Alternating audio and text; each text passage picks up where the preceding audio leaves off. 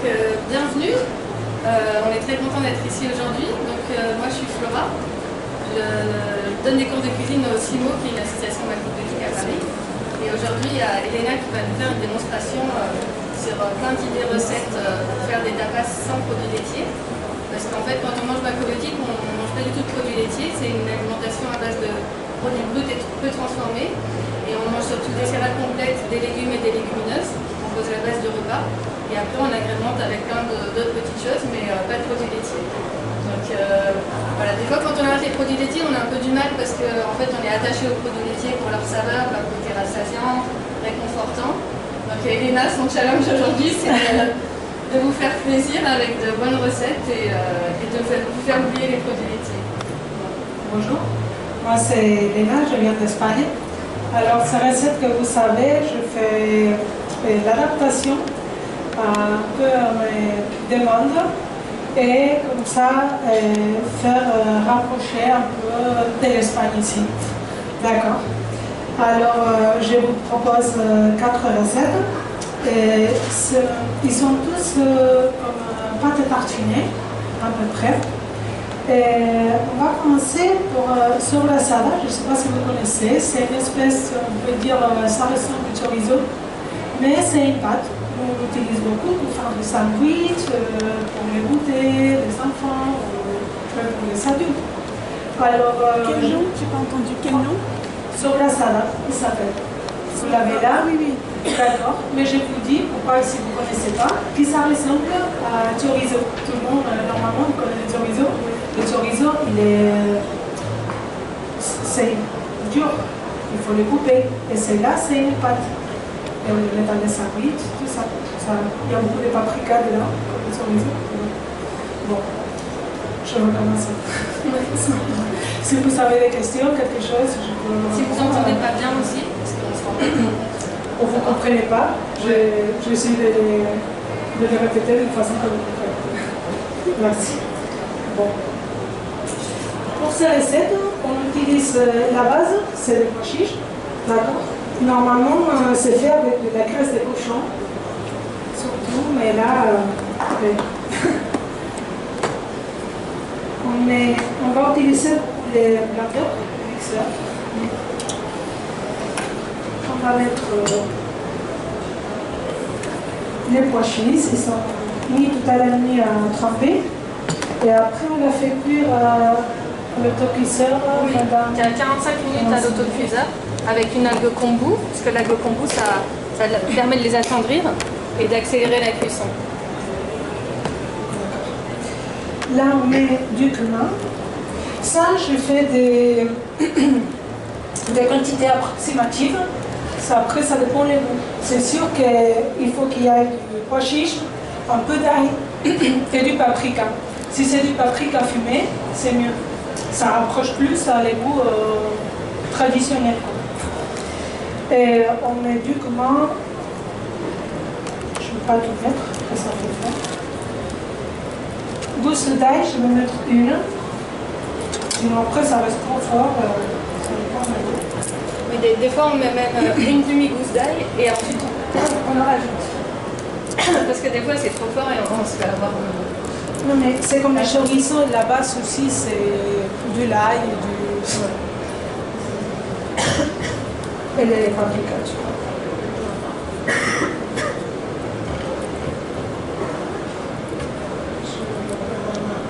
Déjà,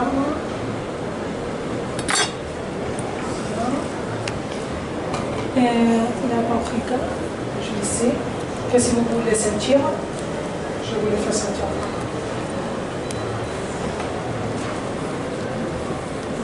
Oui, vous pouvez venir, hein, on n'est pas beaucoup. Les pois chiches, ils sont déjà cuits? Oui, oui. Oui, les pois chiches sont déjà cuits. Et quand on les achète en bocaux de verre, ils sont déjà cuits ou pas? Ils sont déjà cuits, mais c'est toujours mieux de les cuire vous-même en fait. Ouais, parce qu'ils sont tous frais. Oui. Donc on les achète en vrac. Ouais. Et un peu d'origan. Ça.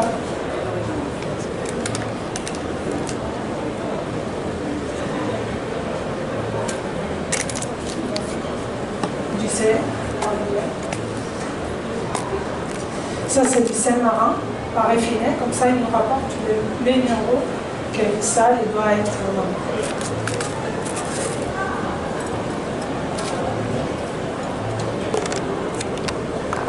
Là, c'est du gros sel. Quand on utilise le gros sel, au niveau de la saveur, il sale moins que le sel fort. Donc, des fois, on a l'impression qu'on en met beaucoup, mais c'est parce qu'il sale beaucoup moins. Un peu d'huile d'olive.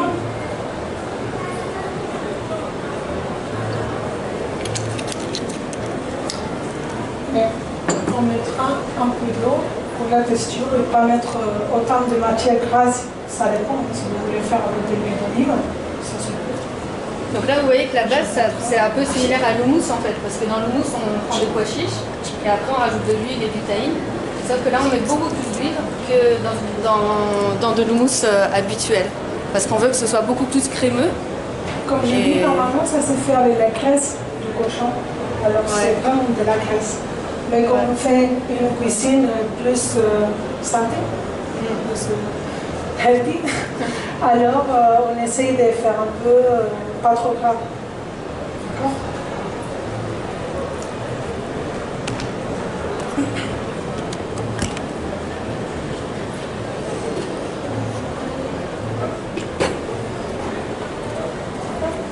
Ça bouge pas? Ça bouge pas?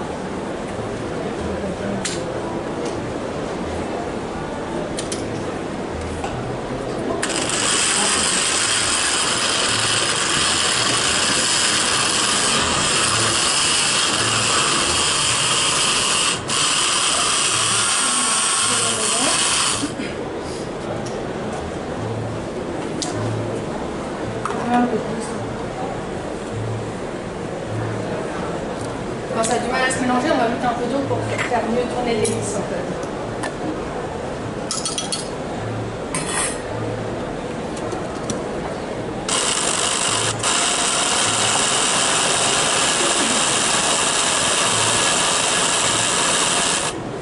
On va mettre plus de paprika pour que ça soit vraiment rouge.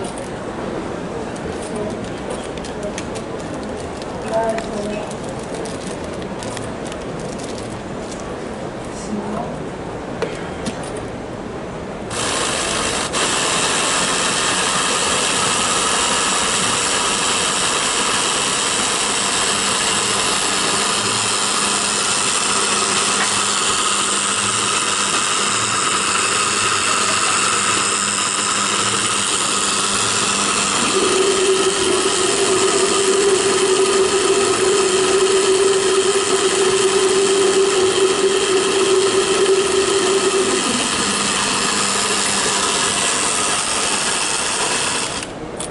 Avec la cuillère, il faut faire attention, pas mettre le fond, on va pas toucher les...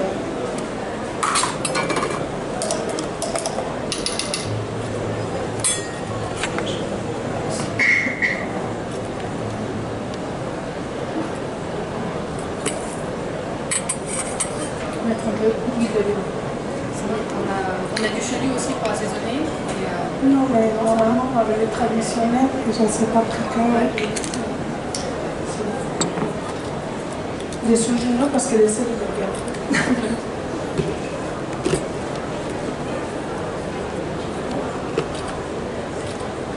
Non, mais c'est... En fait, il faut le tourner comme ça.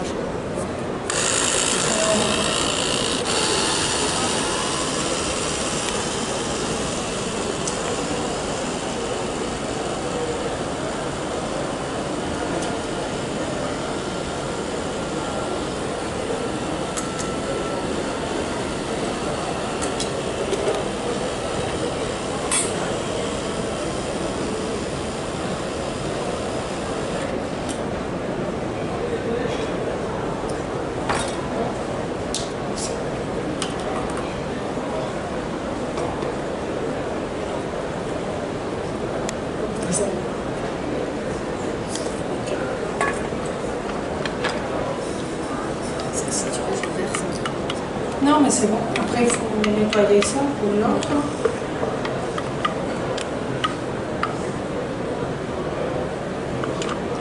Bon, ça c'est facile. Là, ici, on va mettre du... On va faire goûter avec un peu de pain. Mais vous pouvez faire des crudités, d'accord? Là, aujourd'hui, on vous a fait un pain sans levain ni levure.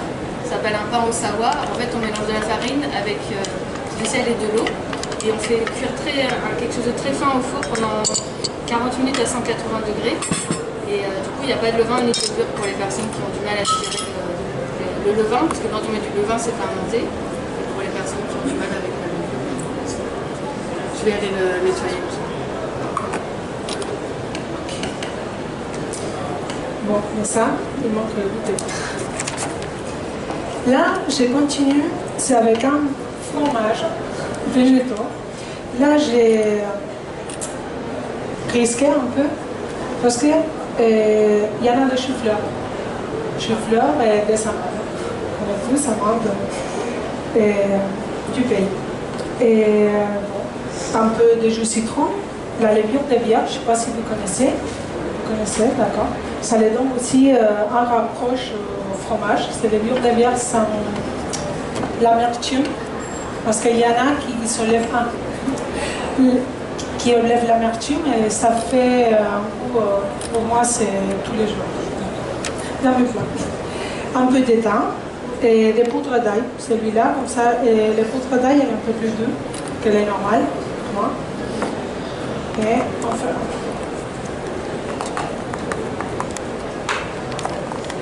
Là, je vais hacher le chou-fleur et ça, on va le mixer. Il faut que ça reste un peu crûment, un peu d'écrou, la texture, pas trop fine.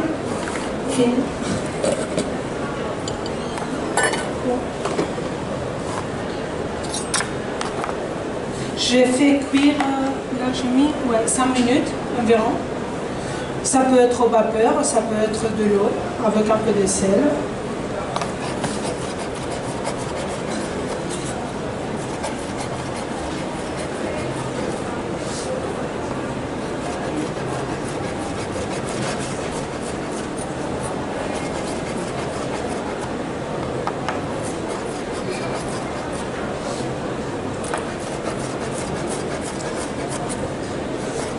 Là, je me permis ça de faire des choses rapides. Je ne savais pas, je viens ça, de Valencia, alors c'est pas comme si j'étais chez moi que je peux. Mais je trouve que c'est des choses pratiques aussi. Parce que même pour les enfants, au ménage, ça peut être très sympa.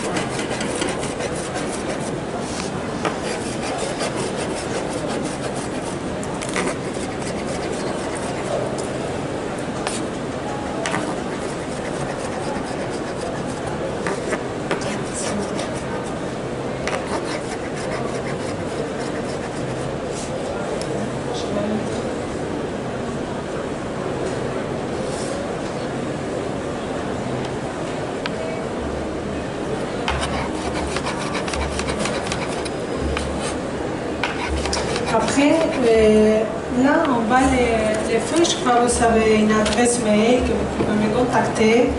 Je suis en train d'ouvrir un canal YouTube aussi. Je peux mettre des recettes. Bientôt, j'ai ma web aussi. Je montre des vidéos, des recettes. Parce qu'en Espagne, je fais des cours de cuisine aussi, comme celui-là. Je fais la consultation, pareil.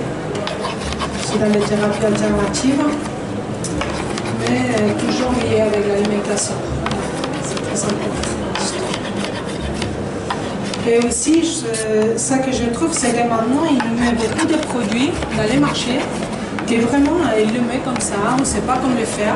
Et des fois, on met juste à cuire, par exemple, la quinoa avec de l'eau. Et si tu n'as pas l'habitude, c'est fade, c'est un goût. Alors bon, mais on fait frire un peu d'oignon, un peu de tomates, quelques légumes. Et là, on met de l'eau, je mets la quinoa. Et ça, c'est beaucoup mieux. Mais si tu ne te dis pas, c'est... Parce que j'ai des amis qui m'ont dit « Ah, j'ai fait la quinoa, ça c'est pas vous. » Je dis « Non, mais tu ne veux pas quinoa, tu vas prendre, tu vas voir. » Et avec le tofu, c'est pareil. On le met à côté du fromage. C'est beaucoup en Espagne, ici, je ne sais pas trop. Et les gens, ils prennent, mais ils croient que c'est comme le fromage, on prend un bout, c'est bon, on mange. Mais les fromages comme ça, les tofu, c'est une digestion, ça peut faire du mal un peu au stomac, tu vois. Voilà. Il faut les cuire un peu à l'eau, 5 minutes, et ça se met. Un peu la poêle, comme ça. Mariner, parce que j'aime bien les tofu fumés, ce petit bout qu'il y a. Ça rapproche plus peut-être à ça qu'on a nous en mémoire comme des produits.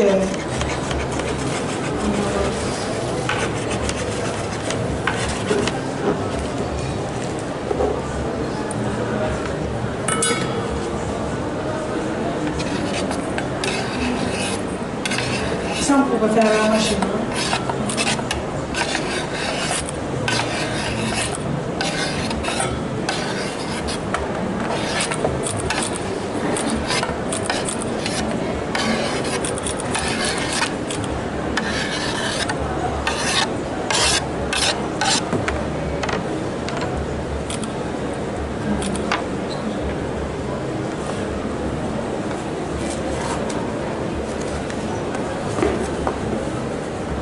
Partout la chou-fleur.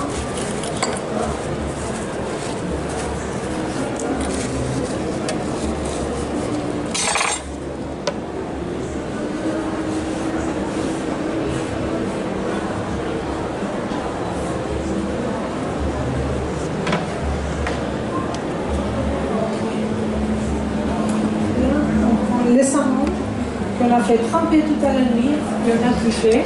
Je touche aussi. D'accord.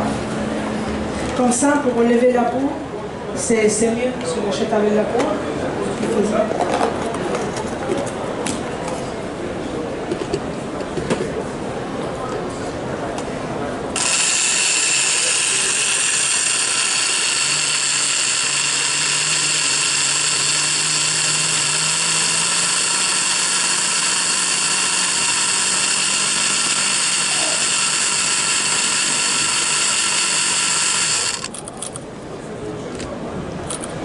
Là, si vous voulez déguster le tout premier, je l'ai goûté, c'est vrai que c'est un petit goût de chorizo.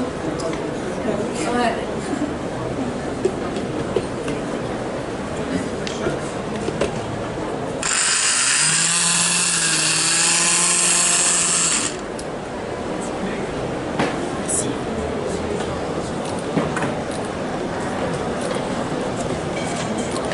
Le caméraman aussi en veut un petit peu, c'est ça?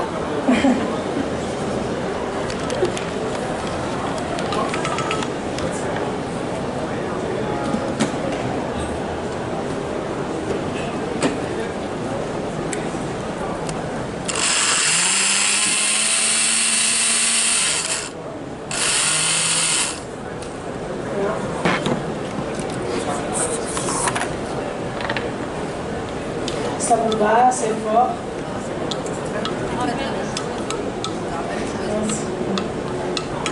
Beaucoup de paprika.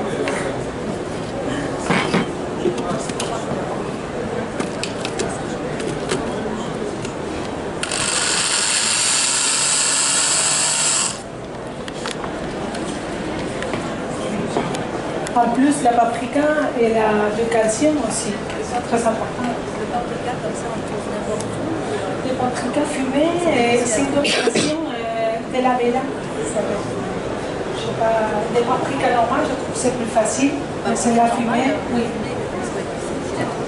Plus difficile. Il était où votre paprika là? Ouais, c'est là, c'est une domination. Ouais, j'avais pris cette sachet-là, je mets les choses. Ouais, ça oui. Et paprika fumée, tu peux trouver facile. J'avoue que je sais pas parce que j'en achète jamais. D'accord. Moi, au magasin bio, j'avais vu des paprikas doux. Ça oui, oui. Mais c'est pas pareil. Vous pouvez les faire avec celui-là, mais les Moi, en tout fumés. cas, il me semble que cette saveur-là, on la trouve qu'en Espagne. Parce que c'est un truc espagnol qui s'appelle le pimenton, non? Si, pimenton de la vela. Voilà, ça on trouve pas en France en fait. Ah oui. Et ça a un peu ce goût-là. Il faut que je le mène alors. Il faut en inventer, ouais.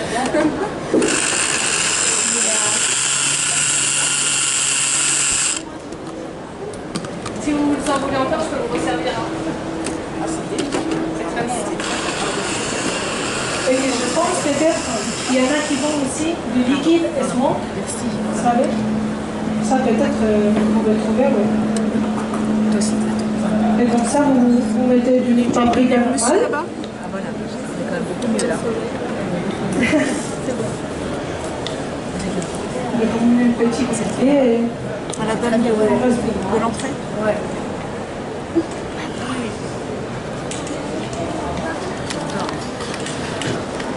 Petit comité. Je peux avoir D'accord. Je te fais mal déjà. Je vais faire le saucisse. Ça fait sur une grosse quantité. On ne savait pas combien de... Ouais. Non mais on se permet d'avoir aussi la quantité. Ah oui, oui, ça va. Là, on a les amandes, les choux-fleurs, on met la levure, les bières. Ça, à votre goût. Il n'y a pas de...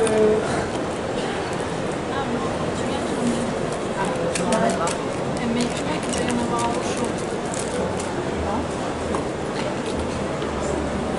Bon, sinon, comme j'ai dit, peut-être si vous mettez du paprika normal, paprika doux, ou peut-être paprika un peu piquant, ça c'est possible sur le goût. Et il y en a aussi du liquide fumé qui vont. Alors vous ajoutez un peu de ces liquides-là, je pense que ça va être plus facile à trouver. Et comme ça,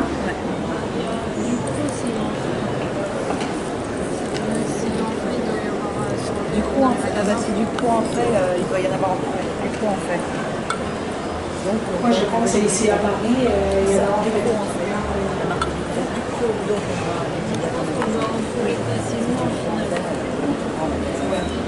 Peut-être pas en avoir dans tous les magasins.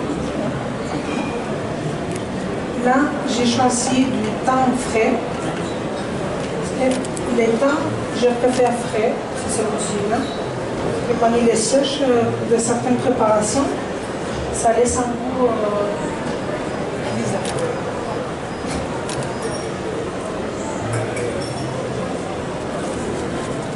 Ça, d'aujourd'hui pour demain, c'est comme ça le mélange. ça se conserve combien de temps? Se conserve 4-5 jours parfaitement. À plus d'huile, plus de temps comme ça. Mais ici il fait froid, maintenant peut-être même une semaine au frigo, bien sûr.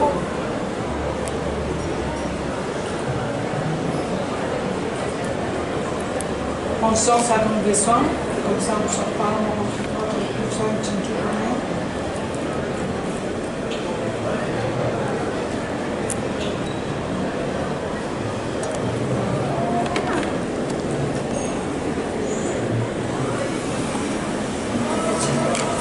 Avec les grosses. C'est facile.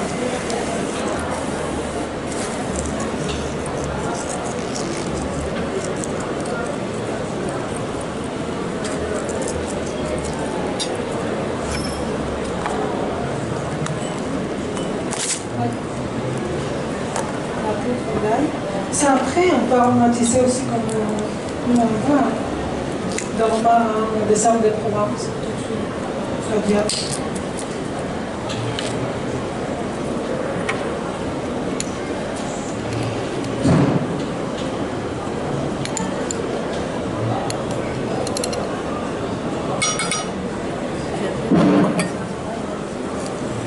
Merci parce qu'il y a Ah oui.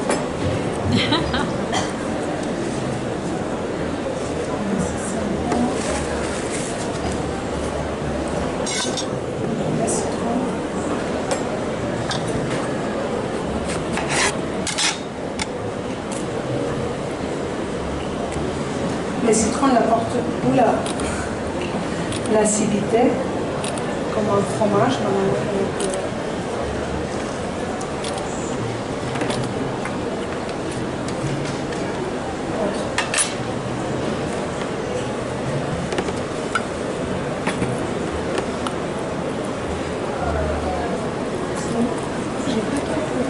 L'histoire des amandes que vous les achetez avec la peau. Oui, on les met en fait, on met les amandes à tremper pendant la nuit. Oui.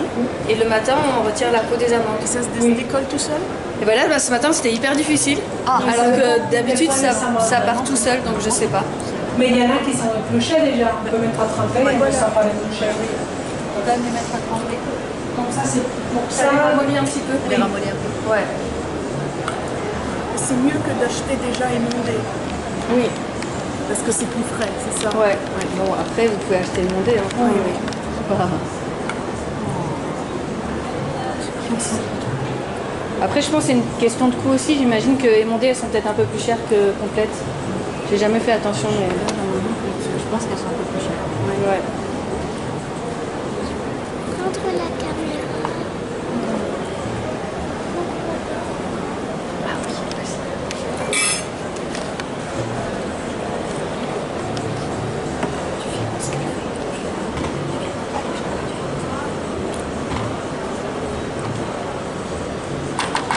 À peu près, il faut que ça soit moitié-moitié. Moitié de chou-fleur, moitié d'amande. Ah non, chou-fleur un peu moins cette fois-ci.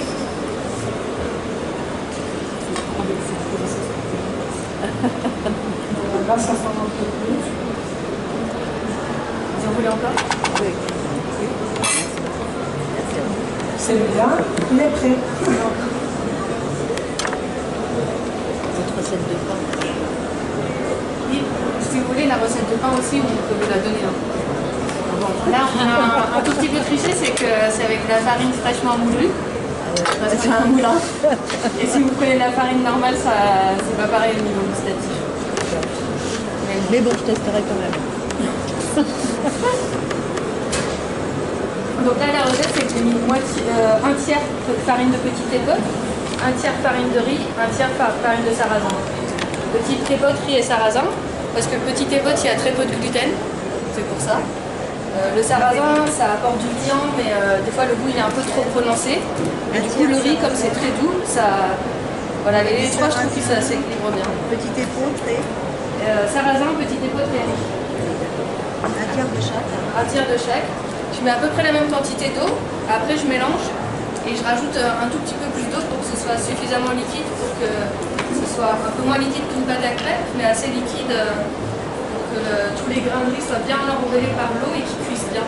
Parce que si vous le faites trop sec, en fait, la farine ne va pas bien cuire. Et après, je mets un tout petit peu d'huile, du sel. Et du coup, je cuis 40 minutes à 180 degrés. Et maintenant, je vais vous faire ça.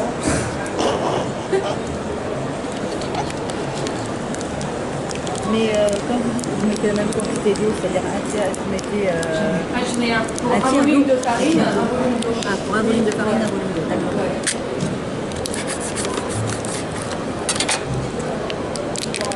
Et de cette manière-là, en fait, votre farine de céréales, du coup, elle est bien cuite. Alors quand on fait une tarte, je trouve que les tartes, comme il y a très peu de liquide, il y a surtout de l'huile, je trouve que c'est pas très sain en fait. Parce qu'on a l'impression que la farine, elle est pas bien cuite ou qu'elle est cuite dans l'huile. Alors que là, du coup, la farine, elle est cuite dans l'eau. C'est toujours une recherche de un peu moins de gras et puis une cuisine plus saine.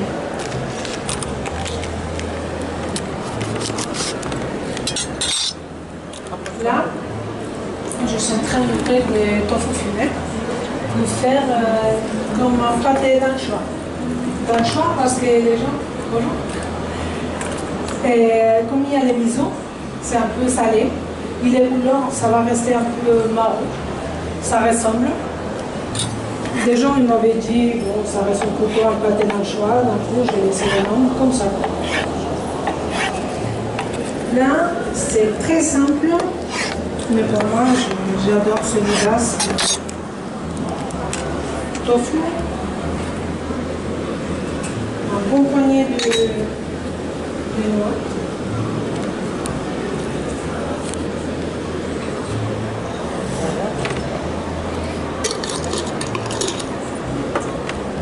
Du miso, je pense. Vous connaissez miso?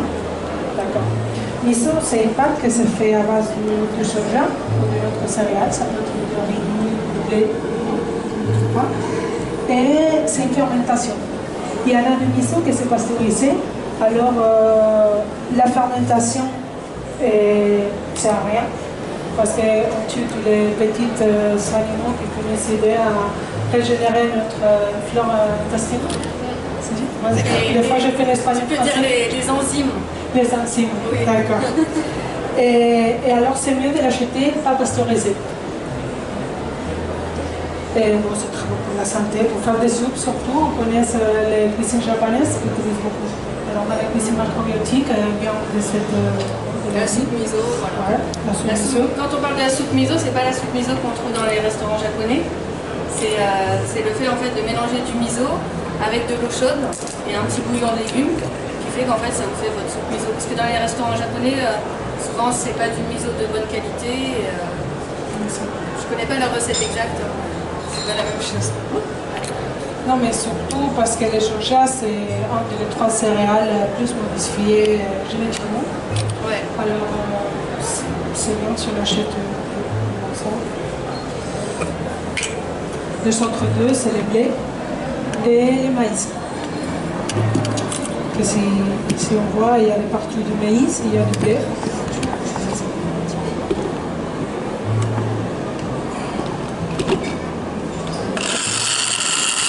Là, j'ai mis des tomates. Parce que sinon, les olives, ça reste trop fort.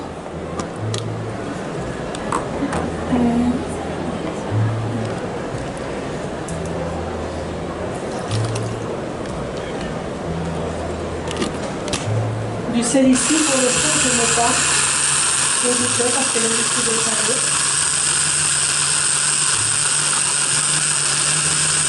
Là, il y a ça là, si tu veux.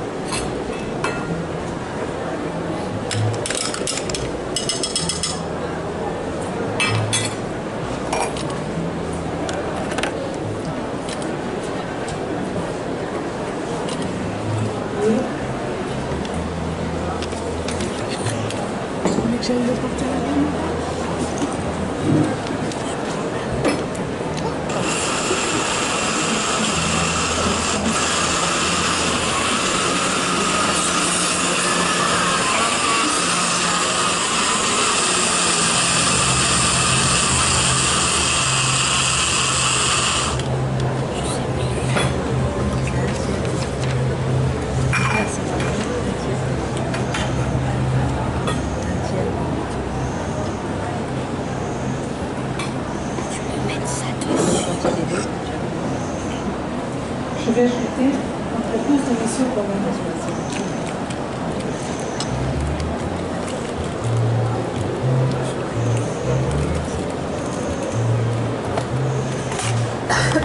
Celle-là, par contre, on peut mettre des crudités. Du carotte, du céleri, pas dedans, mais des bâtonnettes pour les manger. Bâtonnettes, voilà.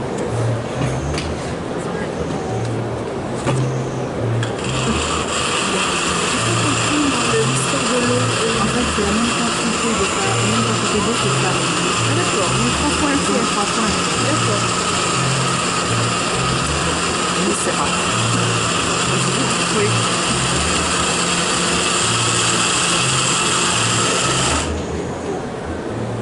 Allez, j'ai oublié un ingrédient secret aussi, c'est que j'ai rajouté un peu de farine de châtaigne aussi. Mais pas entière, un peu moins, je dirais, comment dire, un sixième. Un sixième, je pense. Parce que la farine de châtaigne, c'est un peu cher. Et puis c'est très fort aussi. Donc si on en met trop, après on la sent trop. Okay. Ça, c'est le petit secret pour avoir la petite touche un peu plus douce. Ouais. Toujours avec de l'eau. Oui. Par contre, la farine de châtaigne, elle n'est pas fraîchement moulue. C'est...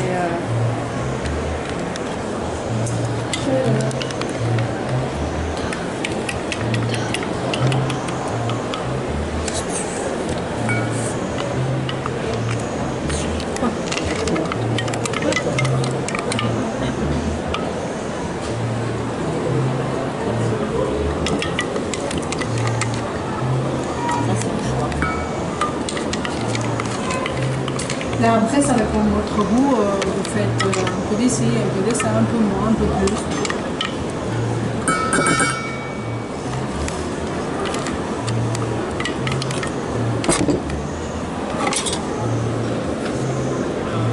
Là, on aurait pu ajouter un peu de champignons pour qu'il y ait le goût du champignon, parce que la couleur, elle fait penser aux champignons. Oui.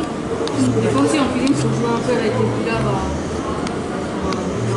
Moi, avec des champignons, je fais revenir d'oignons, j'ajoute des champignons, un peu de cognac même. Et je fais une espèce de pâté champignon. Cognac. Celui-là, c'est l'autre. Comme ça, c'est pas très attractif, mais bon, avec du pain, ça va bien faire.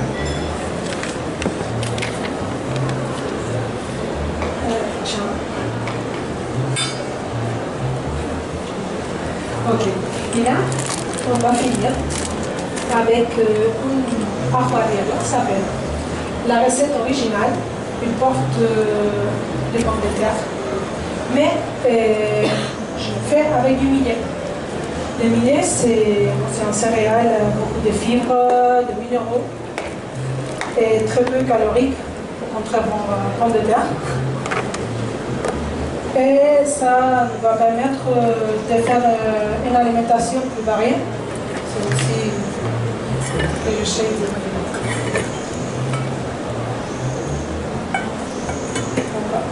Là, on a fait tremper les millets, l'a lavé et l'a mis à cuire. Donc là, la recette vous l'avez. Il est déjà pris. Parce qu'ici, avec les peu de temps qu'on avait, et comme c'est aussi, il faut manger froid. Oui. Alors, j'ai me permis de...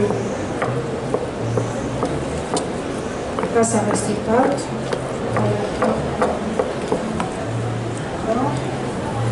Et là, on met du persil, chez frais.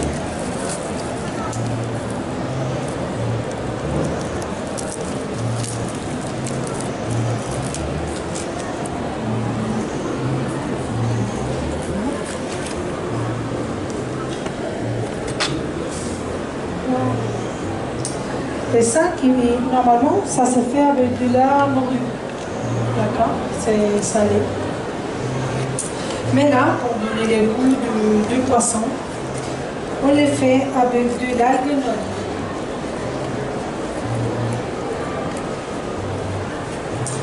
Traditionnellement aussi, il porte de jaune d'œuf.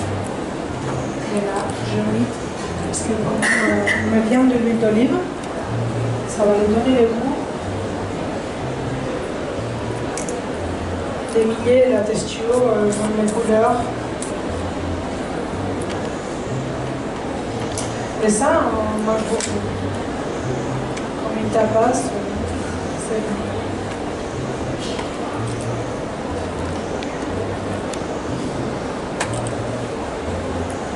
Ça, on peut faire ça, on peut farcir, je ne sais pas si ici se trouve des petits poivrons rayés. Comme ça, pour un très sympa.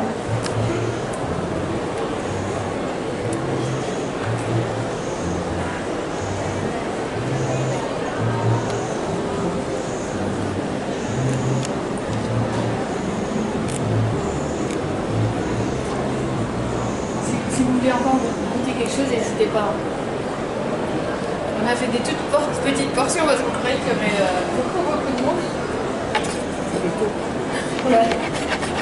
J'aurais été à 14h, donc je pense que ça aurait été ça. Ouais. Bon, après, il y en a une qui fait Flora à 1h. Je dis à 13h.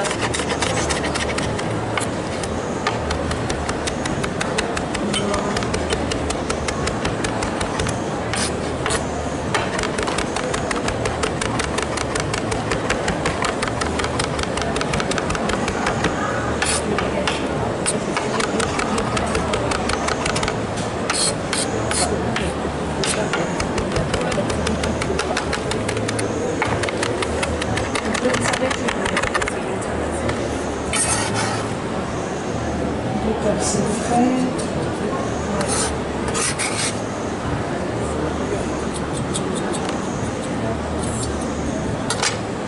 Et du lait. Donc là, ça. Et cru, c'est comme c'est bon pour la santé. Parce que quand on le fait cuire, sa propriété, la ligne, c'est la ligne, sa propriété, son principe actif, ça se perd. Donc c'est pour ça que c'est bien manger du lait quand on fait du mousse, on fait du pâté, on met du petit bœuf, ça ne va pas faire du mal.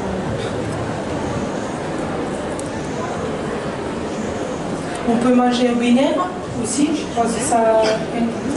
Au vinaigre, ça, il y a sa propriété aussi. Il y a des gens qui mangent comme ça le matin, ça il faut avoir du courage là, mais il y a des gens qui font ça. Et là, on a chaud de fer.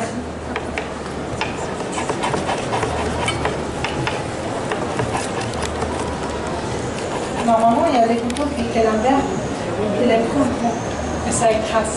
Donc pour hacher l'ail, quand il faut que tu fasses une moitié, ça c'est bien. Ouais. Là, c'est fait. Pareil comme les.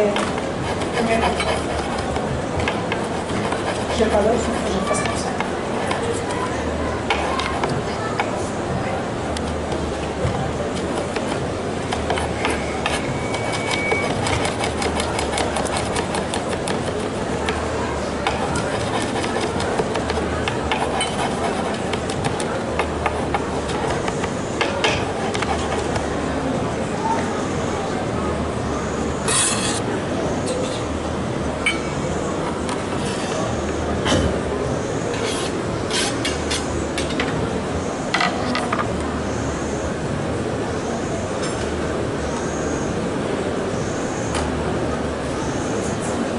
Non, ça c'est le dernier. Il ne faut pas mixer.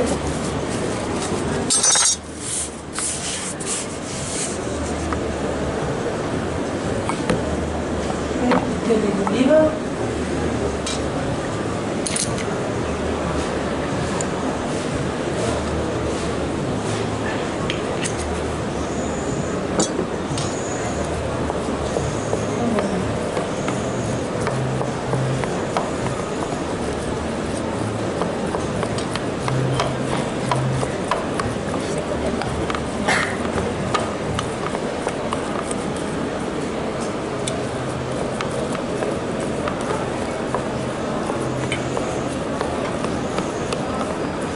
Un petit peu de sel.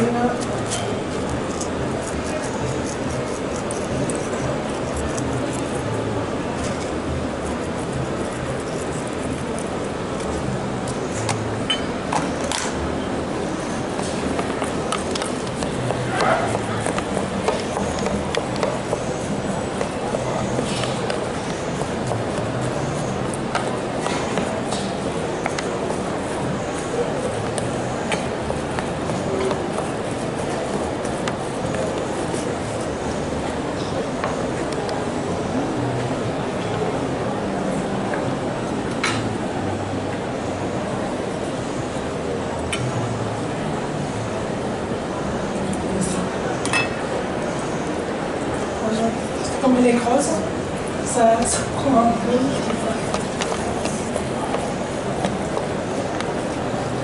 Et là, je ne le sens pas trop.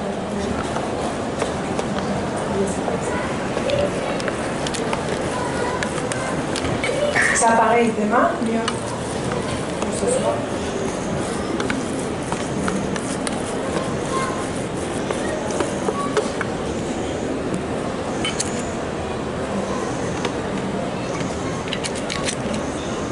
Là, on n'a pas d'eau. Là, c'est l'huile d'olive.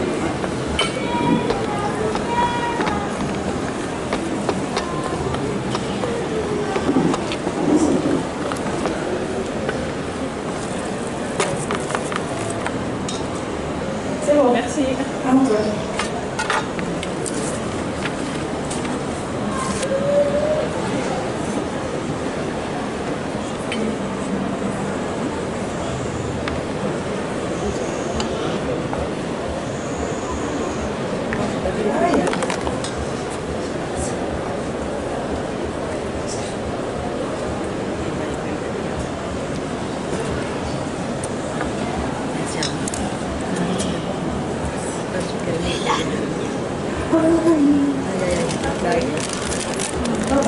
Ah oui, on a oublié la galerie. Ça, c'est très important parce que c'est comme ça.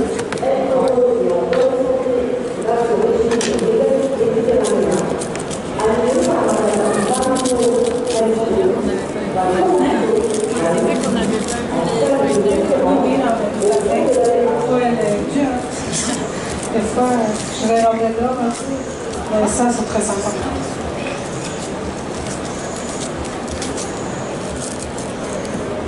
Ça, si elles ne sont pas... Ils sont prêts, c'est très facilement. Sinon, des fois, avec les ciseaux, les couteaux. Parce que c'est une langue qui prend tout de suite de l'humidité. Et si prend de l'humidité, c'est plus difficile à couper. Ça s'achète en magasin bio. Oui, en fait, là, elles sont vendues en 50 feuilles. Il y en a beaucoup. En général, dans les magasins bio, il n'y en a que 10 feuilles et c'est assez cher. Celles-là, du coup, elles sont vendues dans une boutique macrobiotique à Paris, mais elles ne sont pas bio. Après, les algues nourries, c'est difficile de les faire bio parce qu'on les récolte dans la terre. En fait, je vais vous donner on a des petits flyers, il y a une association macrobiotique dans Paris, dans le Conchemin, juste à côté, il y a une petite macrobiotique. Et il y a des algues comme ça. Voilà, vous expliquez les recettes. Ouais. Tu vas aller chercher les saveurs, non? Les deux. Tu vas en manger les deux?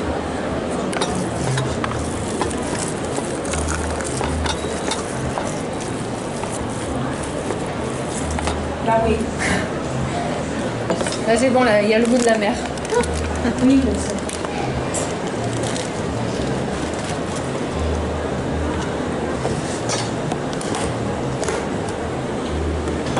Si tu donnes un flyer de chaque à chaque personne. Donc ça, c'est l'association macrobiotique. Et juste à côté, il y a la boutique. On l'a eu tout à l'heure. Vous l'avez eu? Et ça, c'est un blog avec des informations. Vous l'avez lu là aussi? On l'a eu, ouais. Ah bon, parfait. C'est bon, tu vas aller le reposer. Attends, je l'ai pas. Ah, tu veux filmer?